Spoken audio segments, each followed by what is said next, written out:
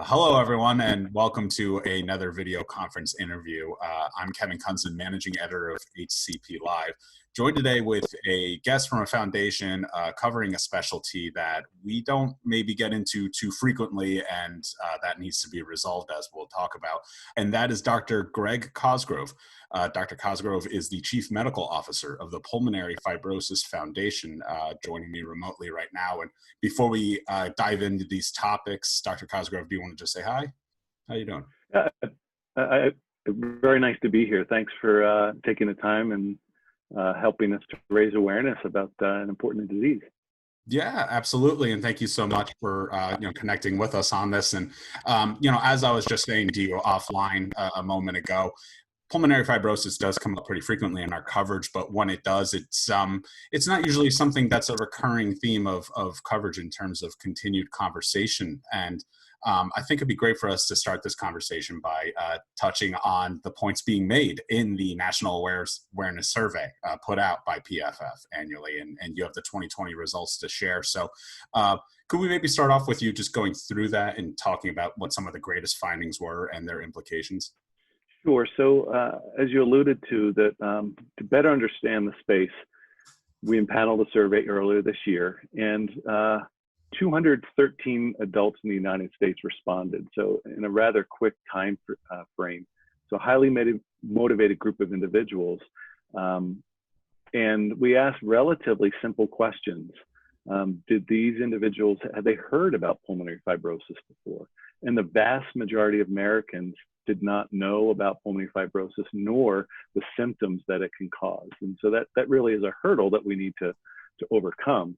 And importantly, in groups where they're perhaps at risk, those over 60, those with a significant smoking history, the vast majority, 91%, didn't know any of the symptoms that could be attributable. So certainly in that risk group, if you're unaware of any symptoms, that limits the ability to effectively diagnose and treat the disease. And because of that lack of awareness, even those in that risk group certainly hadn't addressed any of the symptoms such as breathlessness and or cough with their primary care physician. And so I think that's a barrier to effective and efficient diagnosis. And in this context, it's important because now for specific forms of pulmonary fibrosis, there are treatments that can assist patients and help with delaying progression of the disease.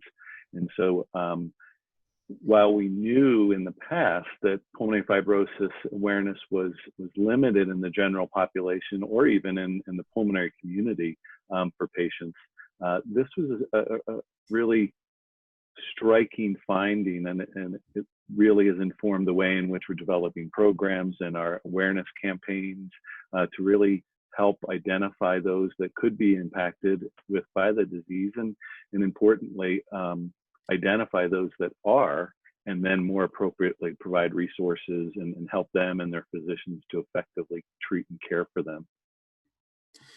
Yeah, and something that really stands out as striking to understand, the limited interpretation of those symptoms is the significance of identifying those symptoms in terms of the progression of disease and the severity by which it can be brought on. And of course, there's a significant mortality risk with pulmonary fibrosis, right?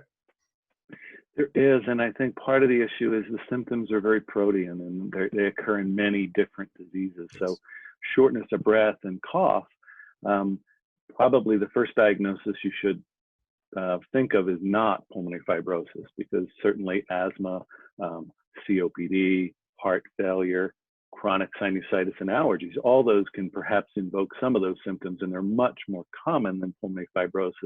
But I think the key point in those individuals that are at risk or have chronic symptoms and don't have other features of other diseases, we want patients and importantly their physicians to recognize that pulmonary fibrosis is something that one should think of with more subacute to chronic symptoms of cough or breathlessness, perhaps after you have identified or evaluated the more common diseases like coronary artery disease or heart failure, simply based on a statistical likelihood.